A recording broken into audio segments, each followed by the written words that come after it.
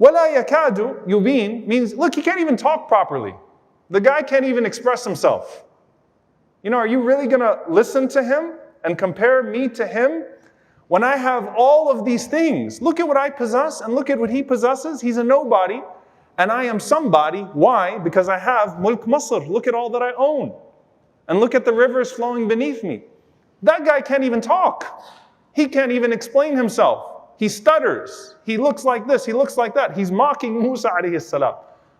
And subhanAllah, as Ibn al-Jawzi rahimahullah says in one of his tangents, he says, Fir'aun was looking with pride at the anhar, the rivers beneath his feet, not realizing that one day Allah would drown him under an immediately initiated, sea on top of him. Allah subhanahu wa ta'ala would drown him. And he was looking and said, look at these rivers beneath my feet. Until Allah subhanahu wa ta'ala put the water on top of him and drowned them in it. He said, look at me. I have, therefore I am better. So he took his sense of pride in what? In what he possessed. And then he says about Qarun, إِنَّمَا أُوتِيتُهُ عَلَى عِلْمٍ عِنْدِي.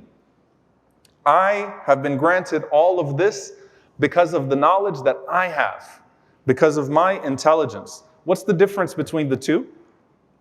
If you look at the words of Qarun and you look at the words of Fir'aun, Qarun took more pride in the process than the possession. Fir'aun took more pride in the possession than the process. I'm going to explain this again. Qarun took more pride in the process than the possession.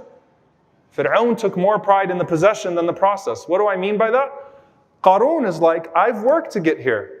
I did this. I earned this. Sometimes that sense of entitlement comes from the process, right? Especially someone who comes from a tough upbringing and then Allah blesses them. Allah bestows His fadl upon them and they get out of a tough setting. Your parents come from a country, you come from a country, your parents come from a neighborhood, you come from a neighborhood. There are certain means and now you have those means. And you can start to fool yourself into thinking that you did something right and they did something wrong. It happens all the time. So Qarun's arrogance, his self-importance here comes from what? I earned this.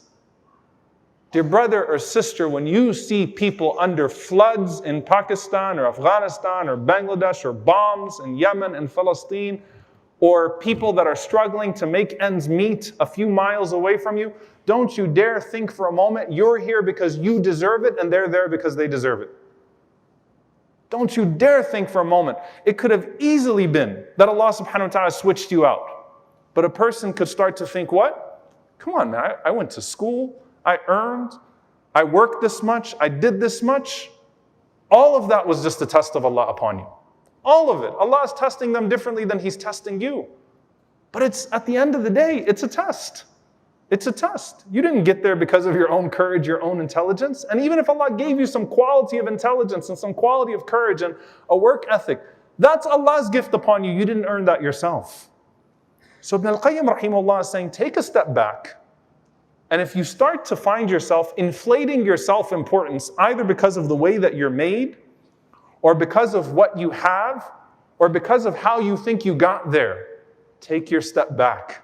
Humble yourself to Allah subhanahu wa ta'ala. Say, Alhamdulillah, I am nothing without Allah. Literally don't exist without Allah subhanahu wa ta'ala. And every other person who's sharing in this human test and enterprise with me, whether they're close family or they're someone else, is another abd of Allah subhanahu wa ta'ala that has rights upon me for which Allah will ask me. Take a step back and deflate the self-importance and ask yourself, why do I use these words? Why is it always I, me? When you get into an argument, you immediately go to your rights, what the other person owes you and how you got there, and this and this and this and that. Take a step back. What am I not seeing about the other person? And when it comes to the narcissist, every other person becomes a tool or a threat in their constant battle. And so every person and relationship is disposable. What do I mean by that? The narcissist, in their inflated sense of importance, really loses a sense of empathy and care for anyone else, because at the end of the day, your story is the only story that exists in your mind. And anyone who's in your story is either a tool or a threat. I said this before, I'm not Fir'aun's therapist. I don't know if Fir'aun really enjoyed killing kids, or if he really enjoyed killing his wife, the way that he killed his wife. Some people get sick and they do that type of stuff. Or Fir'aun just saw people as tools or threats. This is my story. I am here. I belong on this throne. Therefore, everybody is either a tool or a threat. And so you're all disposable at the end of the day. That's why a person of nafs, of ego, we talk about Abdullah ibn Ubay bin Salul, the chief hypocrite in Medina, is willing to burn down the entire city of Medina. Why? Because I'm supposed to be the king. This is my city, right? Now, obviously, it's hard for us to think about, ourselves as Fir'aun and Abdullah ibn Ubay bin Salul. But to at least think, when I see people, am I only thinking about my story, or do other people have stories too around me? Perhaps I can be a beneficial part to their story. Perhaps it's not just me that's owed something, but maybe I owe other people too, for the sake of Allah subhanahu wa ta'ala.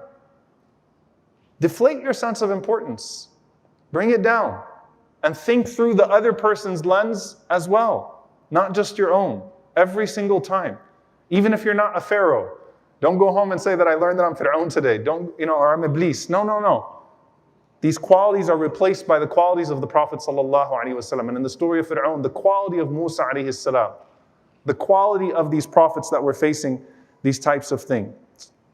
The last thing, dear brothers and sisters, what's the difference between us as Muslims when we look at this through the lens of Islam versus, you could have just Googled how to not be a narcissist. The difference is that every single relationship that we have in this world, we see it through our relationship with Allah subhanahu wa ta'ala. Every single existence that exists in parallel with us, we see it through our ultimate existence as a slave of Allah subhanahu wa ta'ala. And so what that means is three things. Allah created me, therefore my value is only to the extent that He sees me. Allah created me. It doesn't matter what I look like, what I physically possess. Allah created me. Therefore, my value is only to the extent that He sees me. How Allah subhanahu wa ta'ala sees me. That's number one. Number two, Allah gave me what I possess. Therefore, those possessions are only blessings to the extent of how I attribute them to Him or use them in ways that are pleasing to Him. Otherwise, my possessions are a curse. Allah gave them to me. Allah is the source of all of those possessions. Number three, I am only a steward of what Allah subhanahu wa ta'ala commissioned me to. I don't own anything, even myself. Again, I steward what Allah commissioned me to. I don't own anything, even my own self. I don't own my body. I don't own my house. I don't own anybody or anything. Allah subhanahu wa ta'ala has given me responsibilities. And that's how I see myself to that world around me. And that will make you both grateful and graceful. Grateful to Allah and graceful with the people when you're able to deflate that and humble yourself, constantly attributing it back to Allah subhanahu wa ta'ala and being Allah-centered instead of self-centered. We ask Allah subhanahu wa ta'ala to protect us from thinking too highly of ourselves and forgetting where we are with Allah subhanahu wa ta'ala. We ask Allah to humble us, not that we start to hate ourselves, but that we start to use ourselves and beautify ourselves to be most pleasing to Him. We ask Allah subhanahu wa ta'ala to make us the best of His ibad, the best of His servants, and to make us the best of His khulafa, the best of those who He has entrusted with whatever it is He has entrusted them with. Allahumma ighfir lil-mu'minina wal-mu'minat wal-muslimina wal-muslimat al-ahya'i minhum wal-amwat. Aqulu qawli hadha wa astaghfirullahi li wa lakum wa li sa'iril muslimin fastaghfiruhu innahu al-ghafurur rahim.